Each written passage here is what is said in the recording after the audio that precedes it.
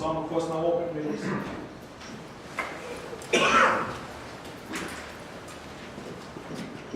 Wednesday, May 10th, 2017, calling case 06-TL133120, Town of Salisbury versus Joyce Tomaselli. Good afternoon, everybody. We are going to record the hearings that I'm about to conduct. Let me begin by asking counsel just to rise where they are and announce themselves for the purpose of that recording. Who's here for the plaintiff in this case, please? Good afternoon, Your Honor. James Coppola from the Town of Salisbury. Mr. Coppola, good afternoon. Good afternoon. Attorney Lisa Siegel-Belanger for Joyce and Grace Marie Tomaselli. Ms. Belanger, good afternoon and welcome to you. We have a motion under Rule 60 that you have filed, Ms. Belanger, with the leave of the appeals court, where an appeal has for some time been pending from the judgment that was entered in this case. And there was a request made by way of motion that I be the person to hear and act on that Rule 60 motion. So the first order of business is to address the need for that to happen. And this hearing is held in part to allow you to explain to me the reason why I, rather than the recorder or anyone else, ought to be the one who is acting on your Rule 60 motion. In addition, there is a related question, I think, about the necessity or not for the Rule 60 motion to be acted on following an evidentiary hearing, and I wanted you to address that as well.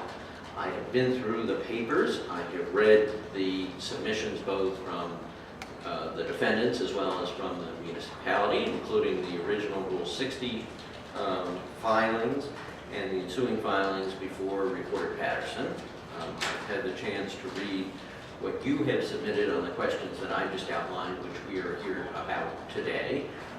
But I'd like to give you a bit of time, about 15 minutes, to address those questions for me, and then I'll give an equal amount of time to Mr. Coppola on behalf of the plaintiff. And then we'll see where we head from there. And you're welcome to stand either at the table or at the podium. I just would ask you to stay very close to one or the other of those microphones so that I and everybody else in the courtroom can hear you well. Yes, Your Honor. Good afternoon. Just for clarification, I wanted to make sure that you received my supplemental filing. Oh, I did, yes. Okay.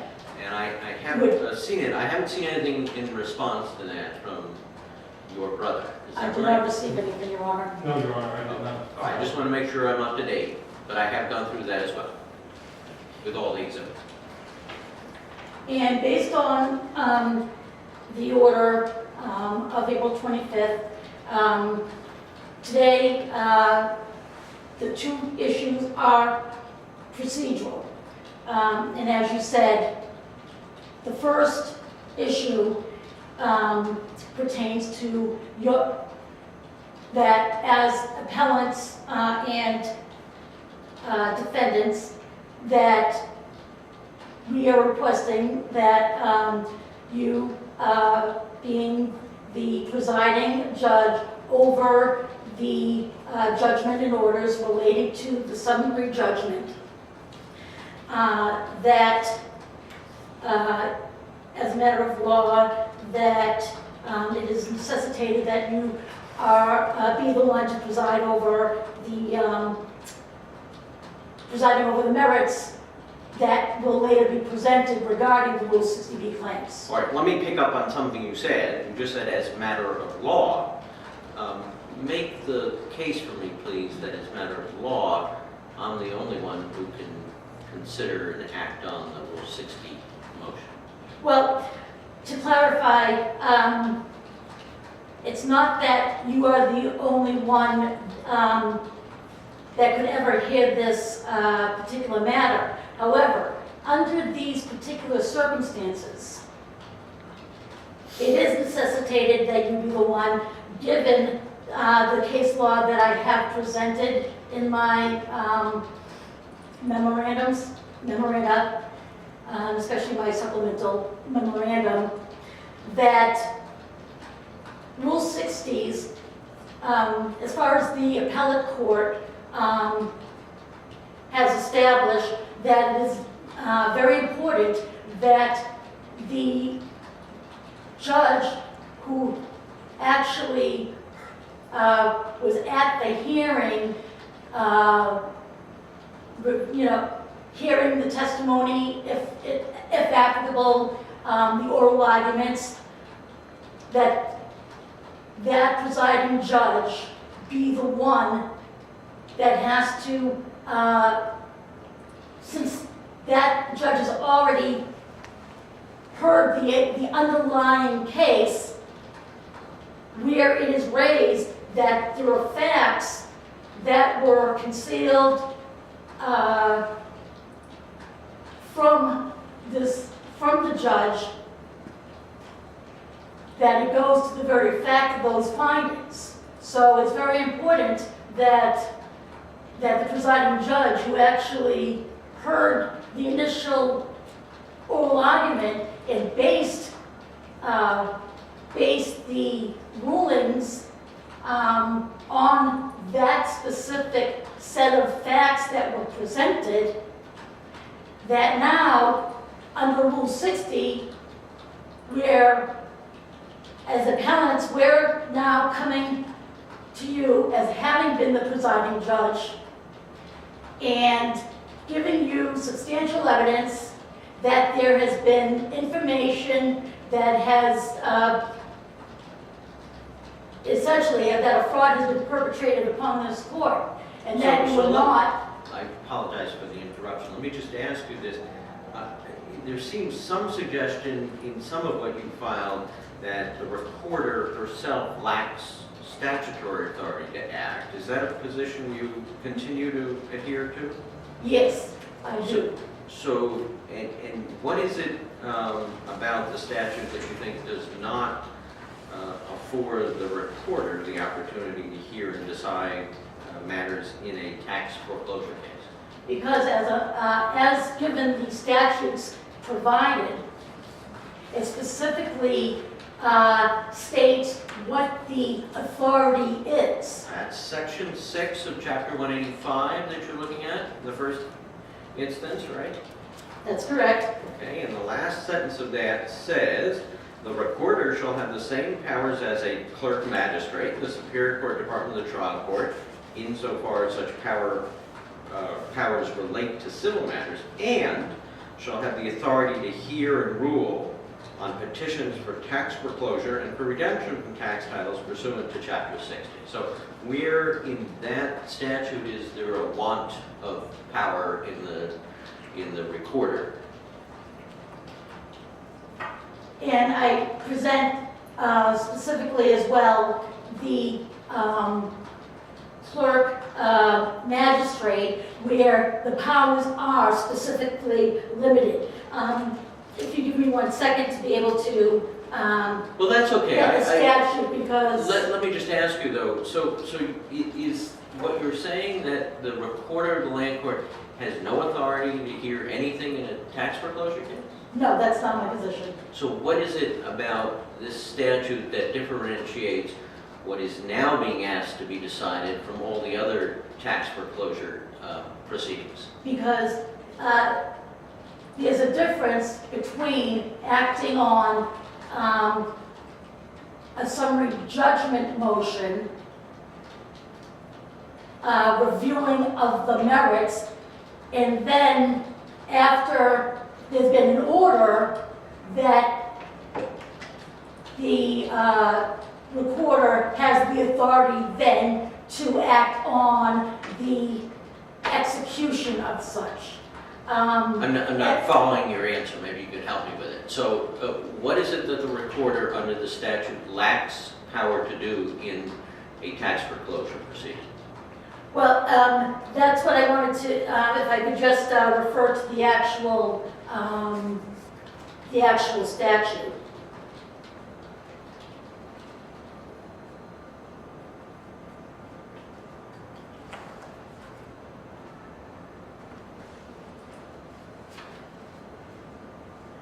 Just give me one moment, please.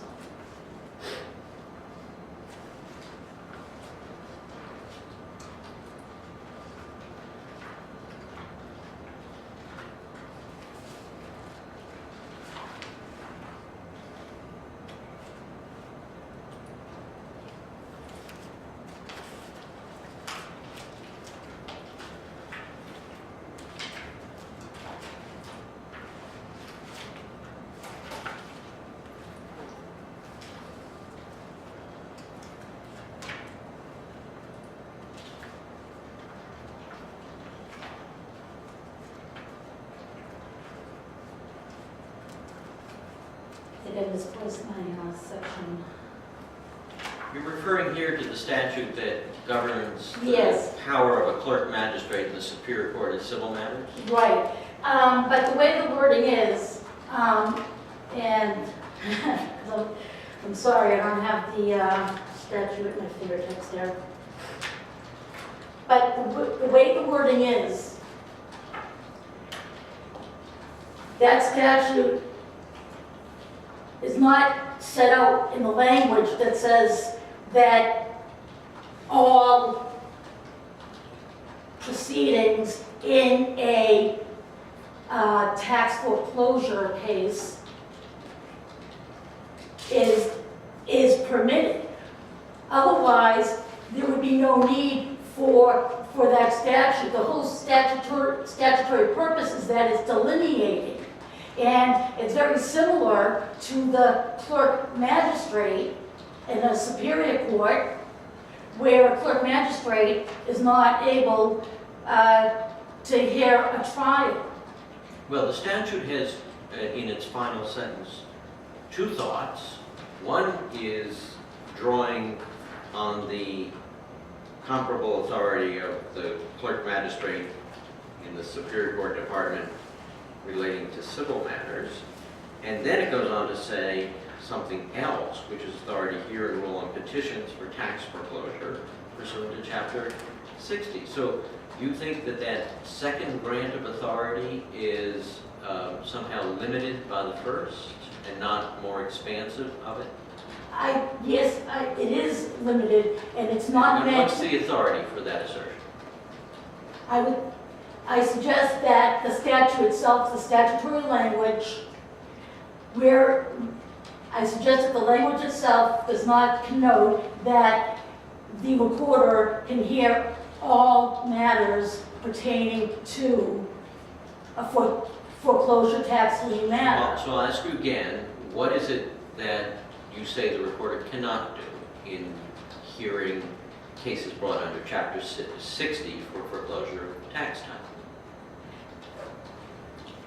I would suggest and submit that that means the recorder is not permitted to hear matters in which there is going to be a finding as to the rights of the parties and rights and liabilities. We're talking about the merits of whether a tax lien exists or not. And so, in fact, I believe in one of the transcripts, even the recorder herself actually had stated that she, my clients who were pro se at the time were trying to give representation of the facts and present, their case and so forth. And the recorder had said, I'm not the judge, that's something that will be heard by the judge. When you're talking about something of merit, something that, that the trial of fact needs to be able to go through the factual matter of the case and be able to make those factual determinations of whether even a genuine issue of material fact exists, that's for a judge. And Ms. Bellinger, you're aware that for decades, since this statute was amended, I think John Fenton was then the Chief Justice of the court, the recorder, not this recorder alone, preceded her in office have entirely on their own heard and decided tax foreclosure cases under authority of the statute. Many, many cases have been reviewed in the appellate courts without any controversy. Well, and I think that's probably the key, is without controversy. So I guess the matter is that nobody's challenged it, and just because something's been going on for 30 years, just because it's been going that way and no one's contested it, doesn't mean that it was done under proper authorization. So maybe this is a case of first impression, but just because that's the way it was done, I suggest that doesn't mean that that was permissible. All right, very good. I have your position on that point. Let me, before we leave this first question, let me also turn to something else you said. You referred at a number of points to the hearing of evidence, judging credibility, the trier of fact. This case has not gone to a trial. There has not been an evidentiary hearing in the life of this case to date, and the judgment that issued on an order for summary judgment that was entered back in 2013. Right, and if I gave the impression that I gave an indication about that this particular matter was about a matter of weight of credibility, I misspoke. That's not, the fact, this isn't just about credibility in terms of witness testimony. We're talking about representations that are made by attorneys as to what the facts are. And that's a pretty large issue here, because it shows from the record that this court has actually, in the January 2013 order, shows that in the footnote that the facts were uncontested. And it appears that this court only had the filings submitted by the plaintiffs. And in further support of that,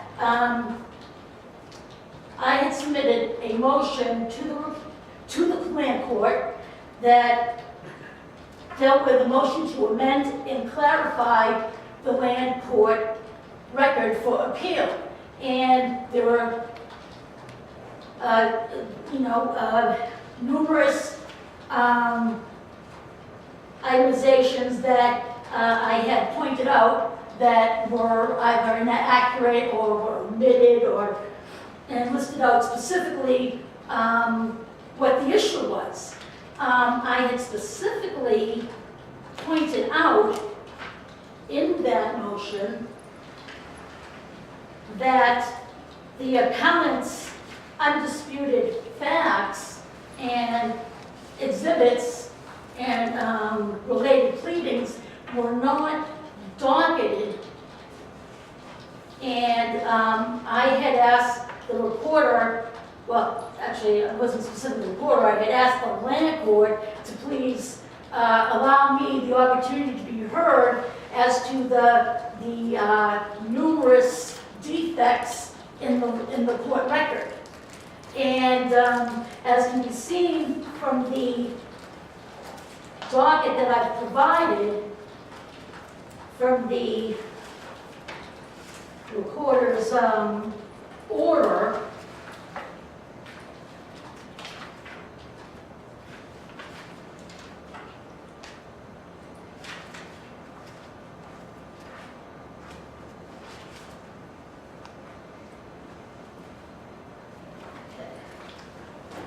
on April 15th,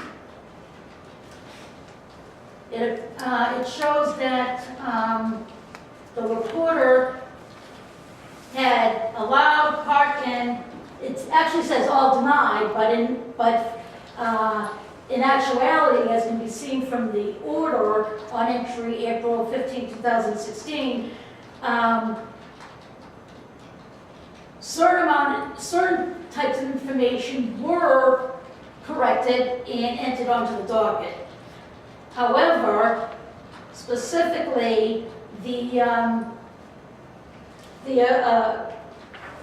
defendants' their undisputed factual findings were not reported on the docket, and the reporter has refused, even though it had been filed. Okay, let me just review the docket with you on that. I think this goes a bit beyond what we're here about today. But the filings that I'm looking at that were made mostly in the fall of 2010 on summary judgment include, among other things, the plaintiff's statement of undisputed facts and legal elements filed on the 24th of September, and then a response to the defendant's statement of undisputed facts that were filed. And then there is the plaintiff, the town's motion to strike the defendant's statement of undisputed facts.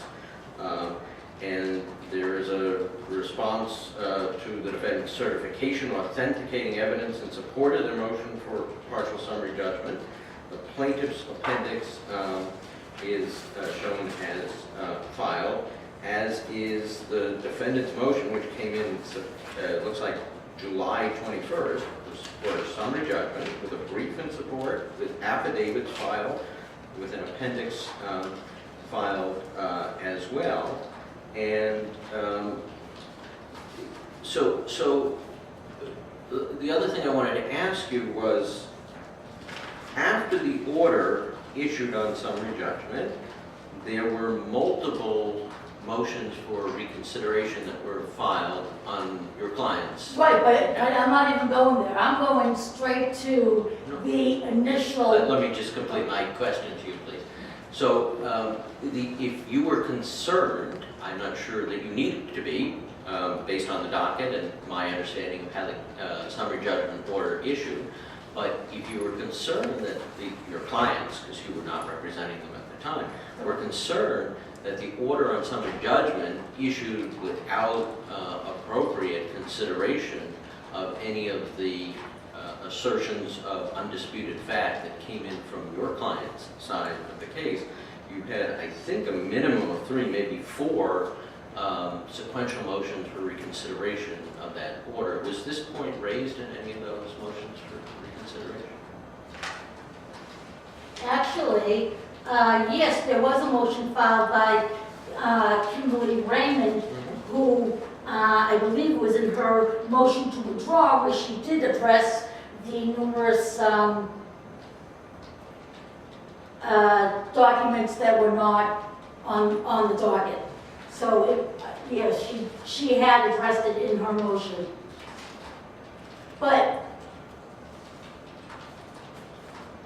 so, and my understanding is that a hearing was not permitted on that, and my understanding is that an appeal was filed but not allowed to be filed, stating that. Well, there was an appeal filed prior to judgment, which is contrary to what the rules require.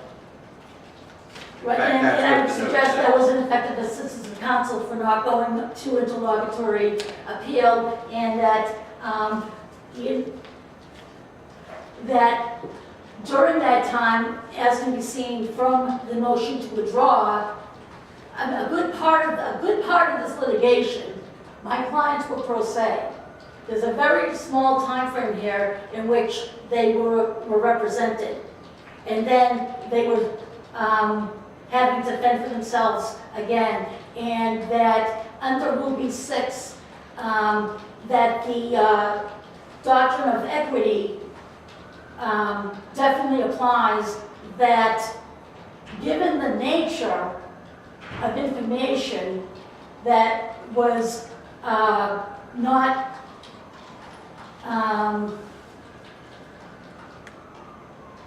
apparently, say, under judicial review, that my client should not be penalized, and that is specifically the type of inequitable doctrine that would apply under Rule 6. Let me just review those facts in the chronology in the docket.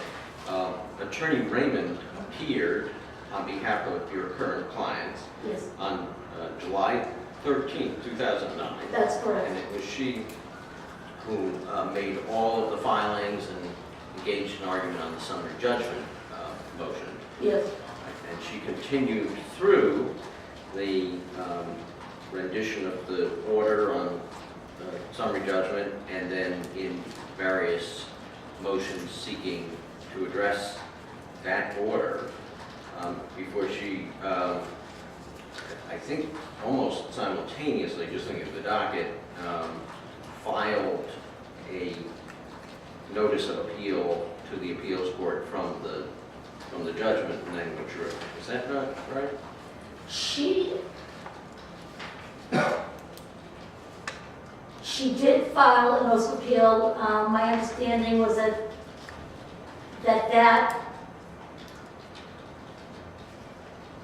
particular appeal was given notice that it was too premature.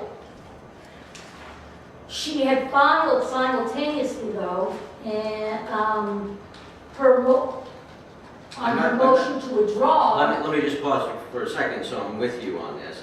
February 13th, 2013, notice of appeal by Joyce Tomaselli, Grace Marie Tomaselli, as to the appeals court file.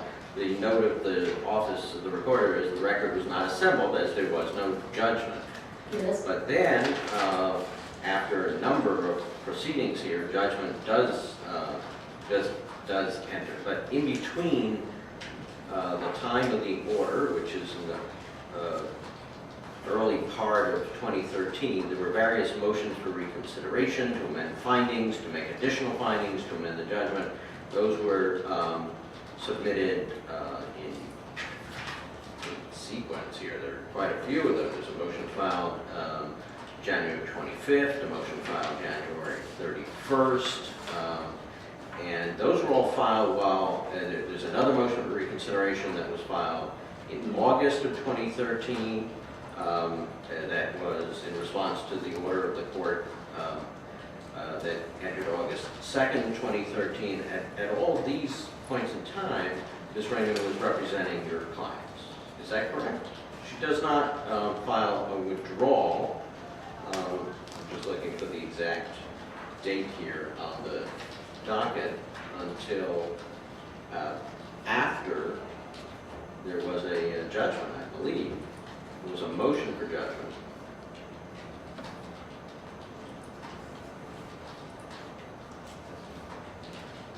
So I'm just responding to your observation that your clients were pro se during the critical points of the case. Well, the critical point, yes, after the judgment issued, which was in 2013. So during that 2 years,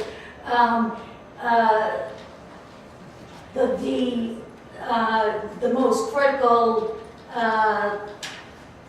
memorandum order hadn't even come about yet. So from 2009, during the time there was a filing for summary judgment and cross motions for summary judgment and hearing on that, and order issued on that, and various motions for reconsideration. Then following the finding and the entry of judgment, and through, in fact, the filing of a notice of appeal to the appeals court that was ultimately filed March 23rd, 2015, Ms. Raymond is still counsel. She's still counsel, technically, but again, the fact that she's during counsel during that time period, you haven't issued your memorandum from the 2013. So the most critical... I don't understand what you just said. Explain. The memorandum, the summary judgment Yes. order Yes. was issued in January 2013. Right, and Ms. Raymond stays on as counsel until March of 2015. So I think we're Okay, spending a lot yes. of your time, we're well beyond Yes. your 15 minutes on this, but But- I just wanted to better understand your observation that your clients were self-represented during the Well- critical parts of these proceedings. They do not appear to be. Well, I think that the record is well supported that even though there technically was counsel, it was not adequate representation of counsel. Well, that's a different argument, That is- but yes, I'll leave it yes. there, because you do need to move on. Let me But- ask you to move on to the But- next point. But the, I We're need to running out address of the point though time here. about the undisputed statements, because as far as I'm reading the docket, I see the plaintiff's town of statement of undisputed facts, the plaintiff's town of response, the plaintiff's town of motion to strike, the plaintiff town of Salisbury's response to defendants, plaintiff town of Salisbury's appendix, objection. That's true, the defendants objected to the plaintiff's motion to strike. Was it ever stricken? Was there ever an order striking? No, there was not no. But here's the point, that there is no filing here of defendant's statement of undisputed facts.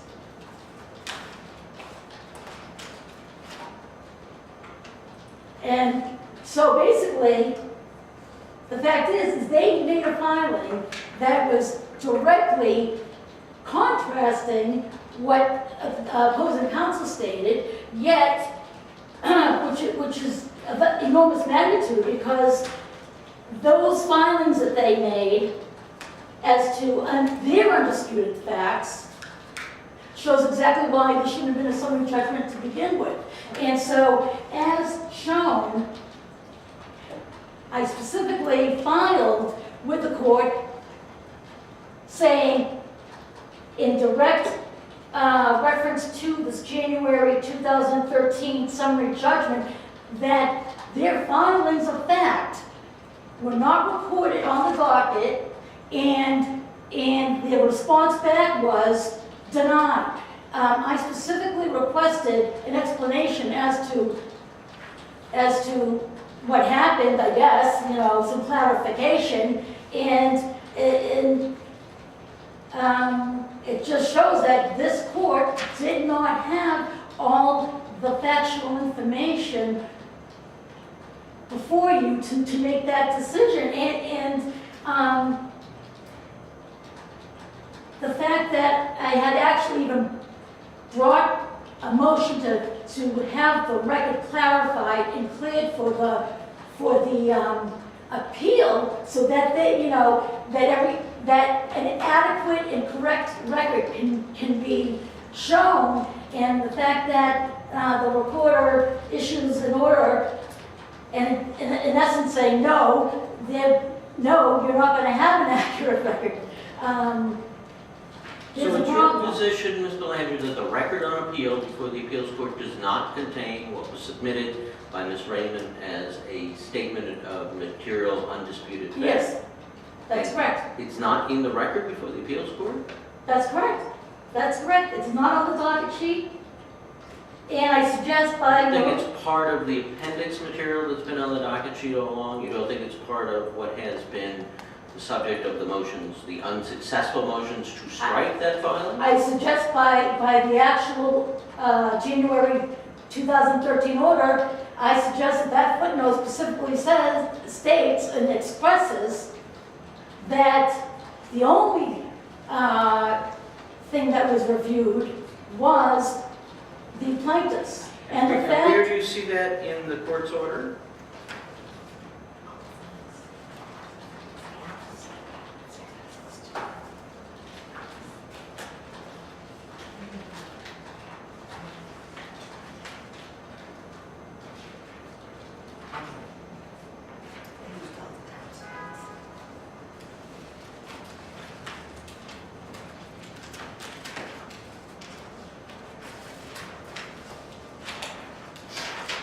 Okay. Footnote 2. The Sealand Board Rule 4, where moving party's statement of material facts has not been counted by opposing party. Right. So let me But you're ask saying it you, wasn't let me counted? ask you, Ms. Belanger, just to bring your eyes up to the paragraph right before that. See at the end of it, it says, the Tomasellis filed a motion for summary judgment, and the town filed a cross motion for summary judgment, Both motions were accompanied by statements of undisputed facts. See Land Court Rule 4 and affidavits. Did you see that? I'm somewhat puzzled by your contention that the statements of fact of both parties were not before the court on summary judgment. The fact on the docket sheet, it specifically shows that the only filing that had been docketed are the towns. I think I have your point on it. I don't accept your contention. I think it's incorrect. I believe quite convinced in my own mind that the statements of material facts submitted on behalf of both sides, the motions for summary judgment, were before the court, were considered by the court. You may focus, please don't argue with the court. I'm just explaining to you, and then we'll move on. I'm not going to be able to resolve this for you right here, but there's ample evidence, both in the order that issued as well as on the docket, that the statements that were submitted on behalf of your clients by their then counsel as statements of undisputed fact were very much submitted to the court and considered by it on summary judgment, forming part of the appendix that was docketed, and certainly the support for that also comes from the fact that there were motions to strike that were considered and not allowed by the court. Then how do you explain that the facts that are in their undisputed state of, under their facts, specifically contradict the opposing counsels? Because that's the whole, I mean, you're saying then that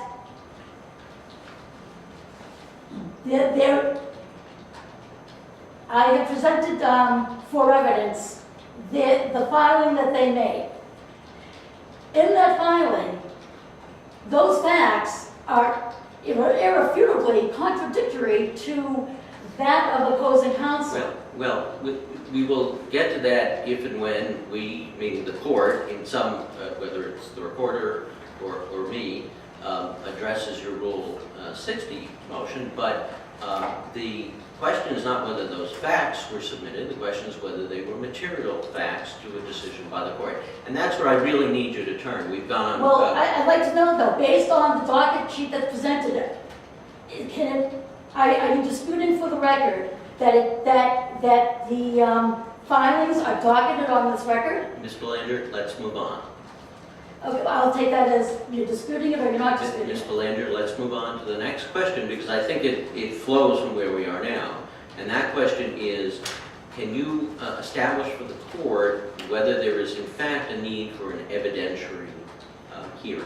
Yes, well, here, the whole thing goes to, from day one, 20 years ago, the town has misrepresented to every single court that the town vote pertained to March of 1992. I have shown through the exhibits that is irrefutably false. And that was not something that my clients were able to show the court well until after 2015 into 2016. The documents show that opposing counsel, the letters show that my clients had been asking for their right to public records pertaining to a vote that pertains to a sewer construction vote all the way back to 1982. Ms. Belanger, let me ask you then, what is the legal import of that? If I were to accept that as being so, how would that require any adjustment of the order that entered on summary judgment? Well, I would hope the mere fact that a fraud has been perpetrated on the court would not be allowed to benefit in any way. You're here on a motion to alter the judgment under Rule 60B to undo the judgment that entered on the summary judgment order. So the question you have to answer for me is, what evidence would you put in if you were to have an evidentiary hearing that would lead to an opposite outcome on the motion for summary judgment? It shows that my client purchased the property at issue in 1991. By having the vote actually being 1982, my clients cannot be responsible for that betterment charge. That goes to the original owners at the time of 1982. And what's the legal authority for that proposition? Budanowski is very well on that proposition. I'm sorry, I didn't hear what you said. Budanowski stands very well that my clients were bona fide purchases and that pertaining to the assessment charge itself, that, because we're talking about supposedly a combination of monies, and that being part of the equation supposedly, that taints the whole kit and caboodle. Well, let me ask you to be a little more focused in your argument than that. What is the reason that the court granted summary judgment to the municipality and denied it to your clients? What's the reason? Yes. Because it's based on inaccurate factual information saying that the vote was, that there was a vote for the betterment in 1992, therefore my clients had notice of this betterment. And do you adhere to the position that actual notice is required before the betterment can become a lien against the property that would be ultimately Yes, forfeit? that's as a matter of law, Your Honor. In fact,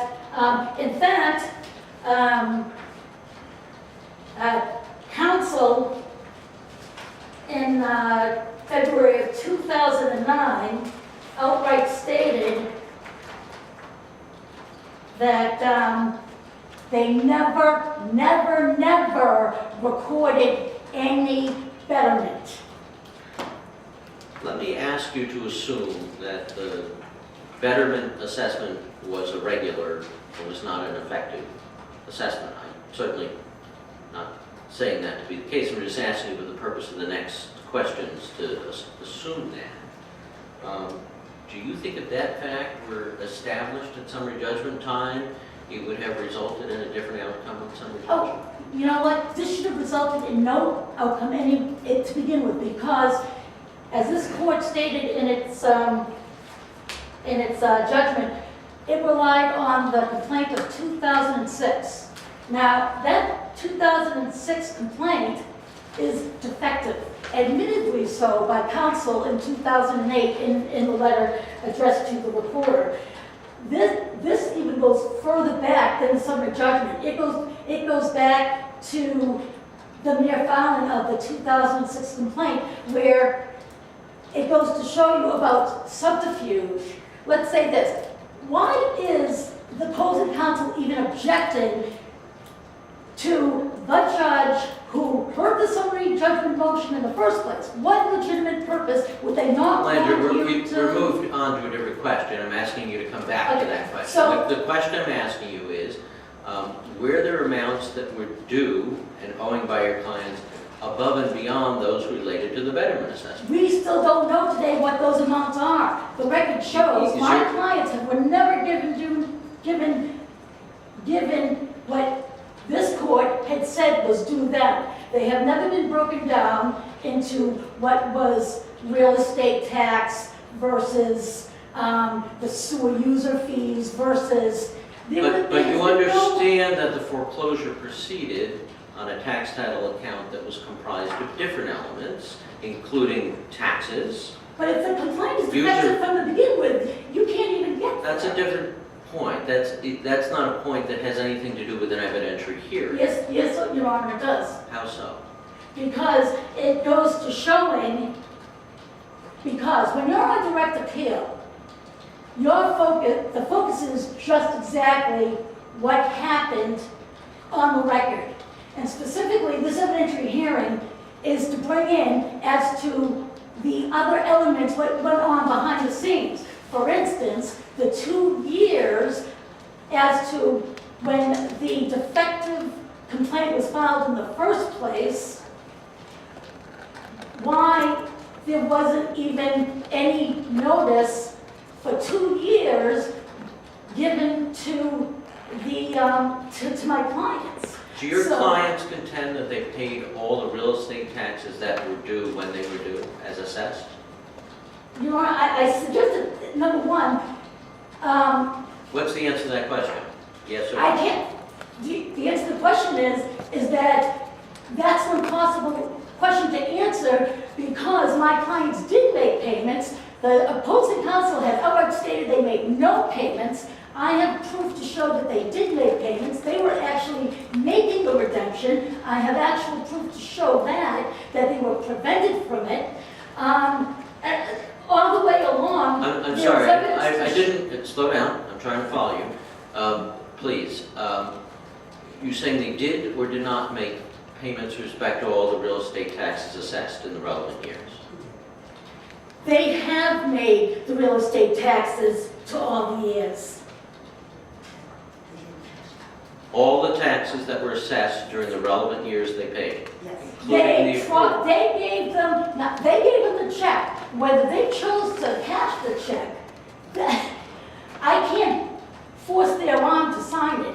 But I'll tell you what, anything that had to do with real estate taxes, okay? I mean, here's the thing. If you look through all the years of this record, there is hide the key under the shell game. Yes, the town says, well, we corrected the abatement here. No, I'm sorry, the record show here, they're looking at the tax history, but so they haven't been on a level playing field to begin with. They have made the payments pertaining to the real estate taxes. They were trying to work out to find out what was owed as far as the sewer usage. The records show, and that's exactly what the evidentiary hearing needs to show is that opposing counsel and the town consistently hindered and actively precluded my clients from actually redeeming that property. Did your clients, at the time the court made findings on the amount due to redeem, put in affidavit showing payment?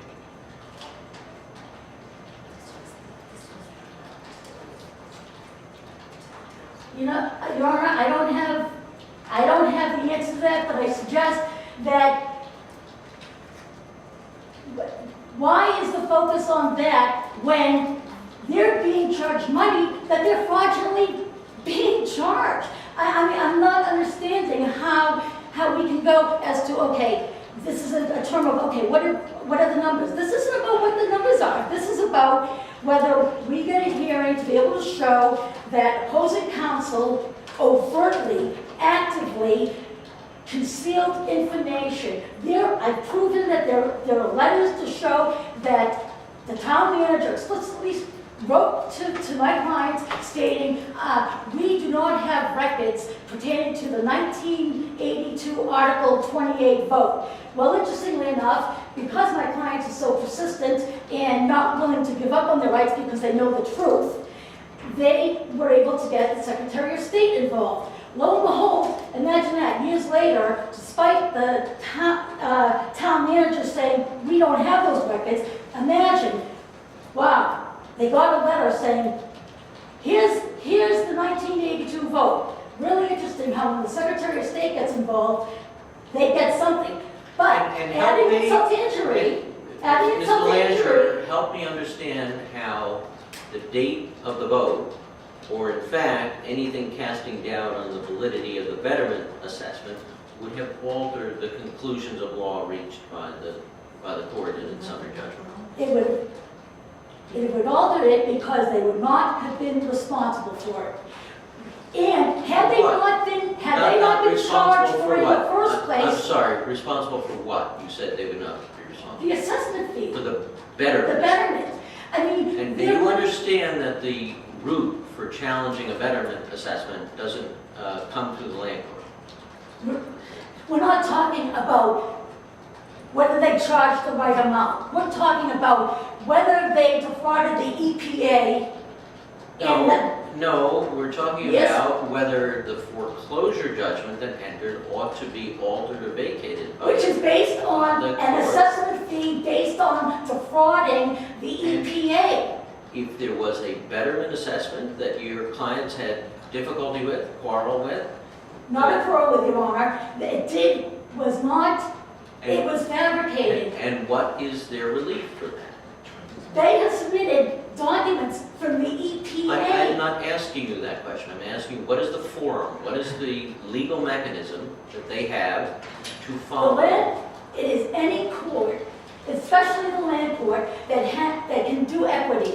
And And it's your position that the land court, in the context of a tax foreclosure case, has the authority to abate a betterment assessment? no, Your Honor, this is not about abatement. What is it about This with is about respect to an the better? unlawful assessment that never should have been assessed to begin with. And did you bring that claim forward? Your clients bring Yes, that claim they forward? In what forums? In all the forms that you had repeatedly mentioned about all their filings, the reconsideration. No, I'm talking about outside of the land court. Well, they started off, of course, with the Superior Court. However, the Superior Court, as misrepresented by opposing counsel, did not address that issue. Do you think the Superior Court made an error of law? Yes, they did, number one. Take an Number appeal two, from the Superior Court judgment? yes, they did, but And they what was the didn't have result the of that appeal? But they didn't have the information until Have 2015. It's impossible. have you applied to the Superior Court to amend its judgment? To reconsider its judgment? To Your Honor. revisit its judgment? My clients did exactly what they had taken every single course of appeal of what they should for each time. And the fact is, because of 20 years of the town's outright fraud and concealing of information, they have been deprived of being able to show this back 20 years ago. What I'm trying to get you to help me with, Ms. Melander, is the legal question, which really is at the core of the court's summary judgment conclusion, that the land court is not the place to come to deal with a flawed or even invalid betterment assessment that is added to a tax title account that also includes other things, including conventional real estate taxes Well, and sewer actually, we users. have here, Your Honor, the direct person from the EPA who can testify here as to that fraud, and Ms. Bellinger, you're not answering my question. I'm not getting into the merits of the claim of the validity. The question is, what is the law that tells us that the land court has any jurisdiction, any authority to because to address that? the land court has equitable jurisdiction. And it has equitable jurisdiction right now because we didn't get the information until recently, and so therefore, under Rule 60B. What are the exclusive avenues for challenging a betterment assessment, such as the sewer betterment assessment? Your Honor, It's either a suit in the Superior Court, or it's a challenge to the county commission. no, there is no exclusive. No, there is no exclusive. It's called concurrent. It's not what the appeals court said. Well, where does the appeals court say that? Because we're not talking about abatement, and I suggest that the appeals court says when equity needs to be served, any court that has equitable jurisdiction can do it. That is so counterintuitive to the administration of justice that to say that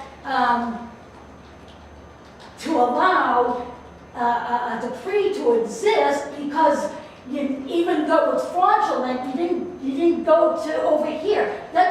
No, the land court, the way it is there are concurrent courts who have equity jurisdiction. The land court is one of them. All right. Anything else you want to say very briefly, because we are well beyond the time that I had allotted for this, on this question of the indication or not for an evidentiary hearing to be held in this court?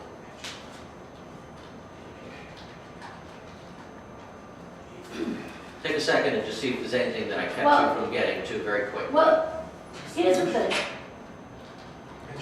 The judgment and orders are based on incorrect and inaccurate facts. So the summary judgment itself is based on facts that are de facto wrong, false. Then we need to go back to the issue that this whole proceeding should never have been brought to begin with. This is complete lack of due process. For the land court to even allow a knowingly deficient complaint to go forward. In fact, it's so deficient, I've given you 2 years worth of, from the time they filed the complaint, that we have the records going, ex parte communications going back and forth between the recorder, the land court, as to the actual title examination. I mean, the fraud in this case is so complete, it would have to take me like another week worth of evidentiary hearings.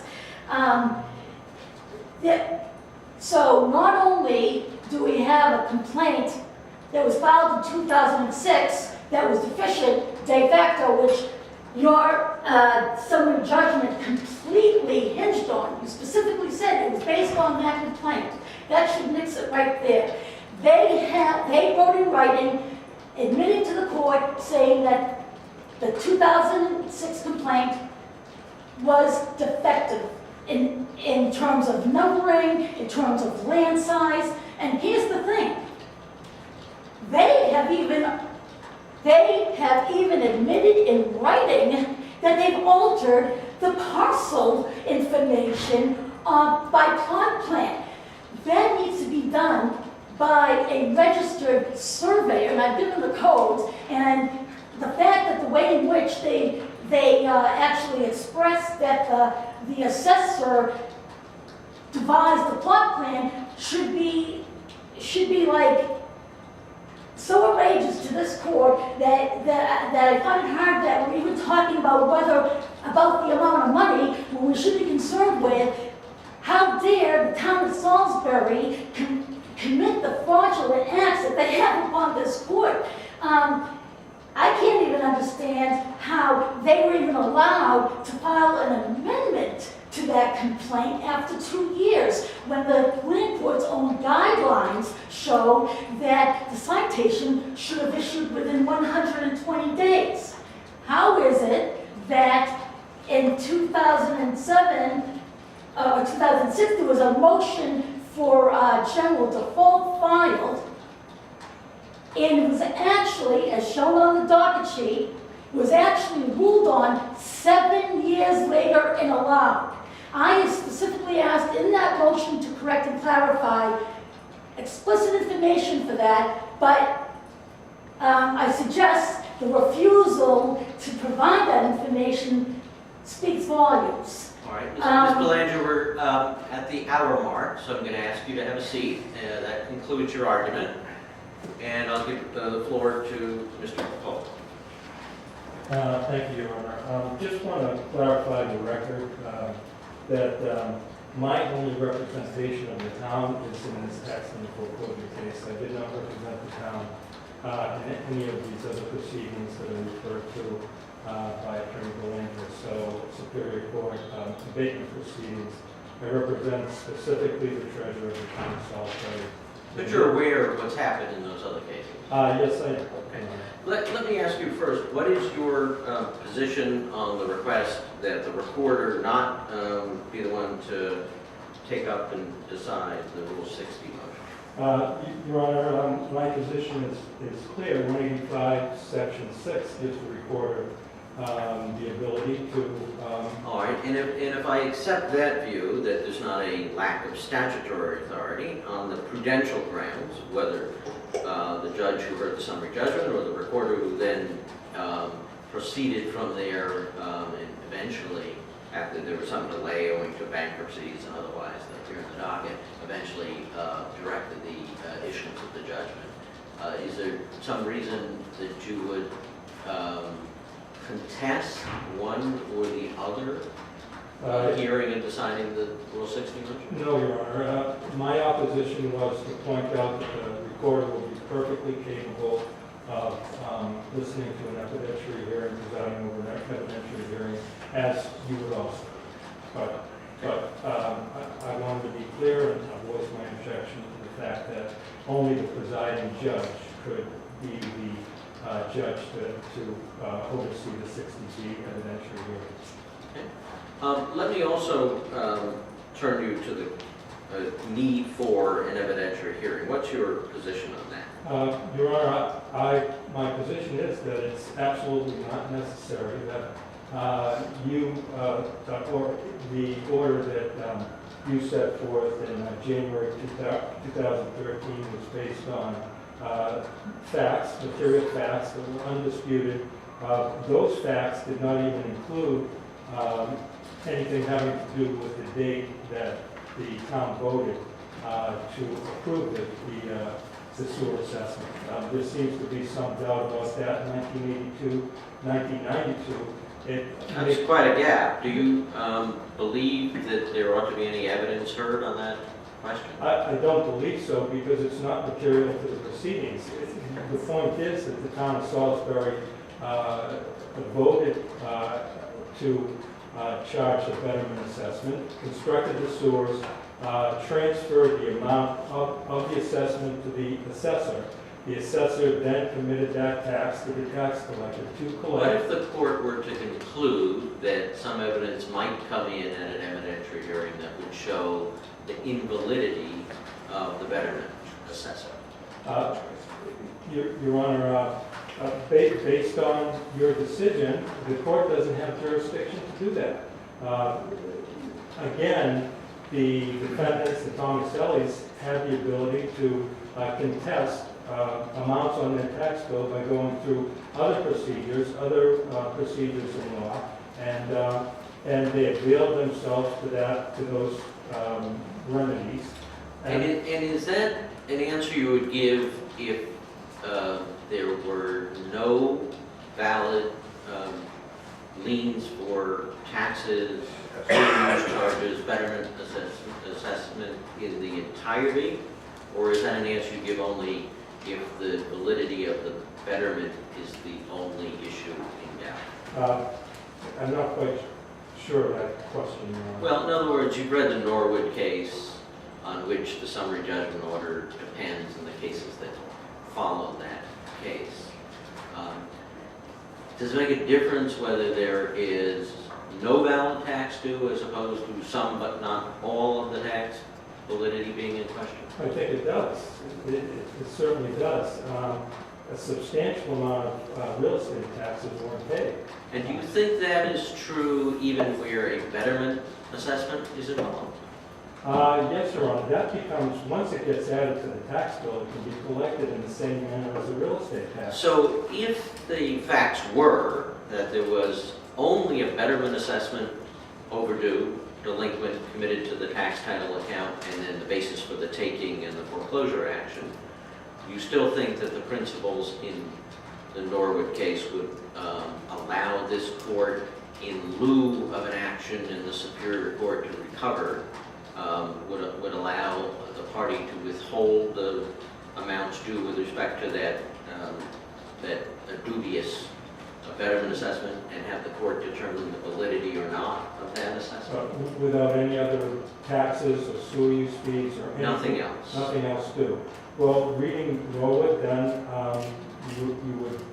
this court would probably have the ability to do that. Even though it's a sewer betterment assessment and not a tax? I think my opinion is that it's treated the same way once it is committed to the tax collector to collect. So I think the Norwood principle would obtain if there was a wholly invalid in toto sewer betterment assessment and nothing else. I think you might have that if a charitable organization who was exempt from taxation was assessed a sewer betterment. I see. They would contest that.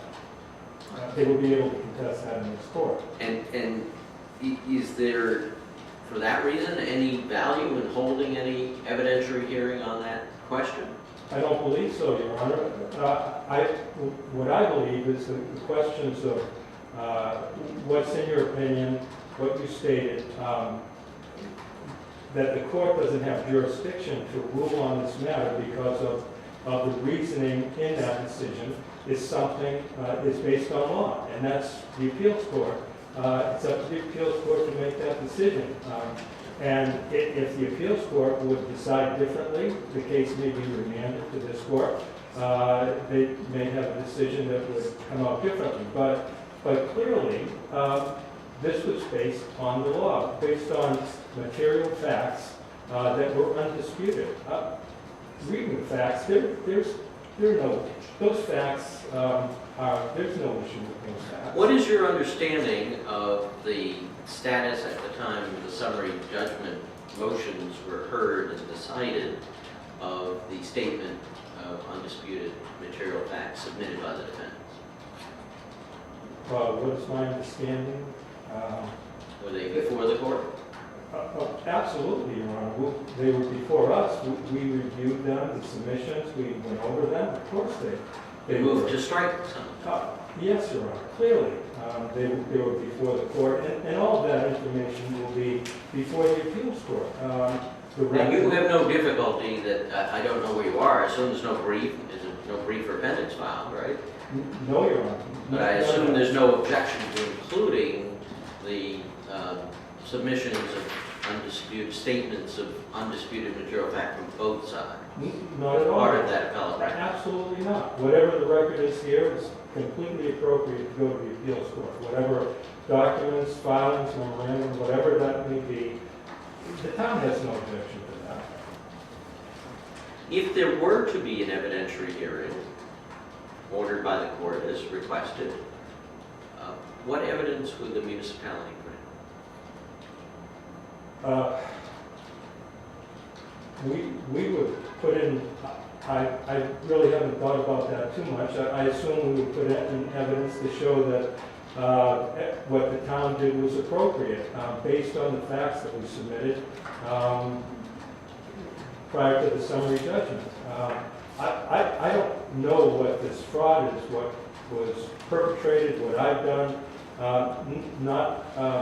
There's nothing in here that indicates to me anything that Attorney Belanger has submitted that would change the outcome of this based on that January 2013 decision. The taxes weren't paid. There were some taxes that were paid, not a substantial amount. They were applied according to law. We submitted many accountings, and we submitted an accounting after the summary judgment based on your order. That was reviewed by the court. It was submitted to the defendants. They had time to review it. We went over those figures prior to the summary judgment.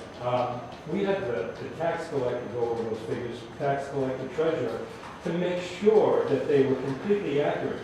She made some changes. She made some minor changes, but she went over those figures in great detail so that we could provide the court and the defendants with an accurate accounting of what was due.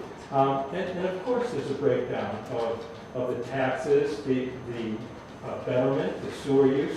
That's on the tax bill to start out with, and we gave that accounting to the court. So, the defendants never made an offer to redeem the tax statement. They've never done that. So I'm at a loss for whatever these issues are that had to do with this proceeding. What is the status of the appeal, as you understand? I'll come back to you. The status of the appeal is that actually nothing has happened. The defendants have not filed a brief, and the appeals court has given a number of continuances. This is over, I think it's more than a 2-year period of time. First, to allow them to obtain counsel, because they were pro se. They were given over a year to obtain counsel, and they enlisted Attorney Belanger for that purpose. What is the status of the properties? I believe the properties are vacant. I haven't viewed the properties. I believe there's a fence that's fenced in. I believe the defendants are insuring the properties, but the town, And that's subject to a stipulation that was arrived at in this court, yes, Your Honor, that the town wouldn't take any in action. lieu of any injunctive relief from this court. Correct, Your Honor. But I assume they're in a deteriorating condition, and Do you meanwhile, know from the title the status of mortgages on the property? I do not, off the top of my head, Your Honor, know whether they're, obviously, the final judgment wiped out any of those liens and mortgages and so forth. But I do not know if there's any outstanding mortgages prior to issuing the final judgment. Okay. Anything else that kept you from saying? No, Your Honor, it's just, I'll stand on my filings regarding presiding over the 60B hearing and my opposition to an evidentiary hearing. And thank you. All right, thank you. Ms. Belanger, very briefly, just because we're way over time here, but your answer on the status of the appeal and the status of the property? The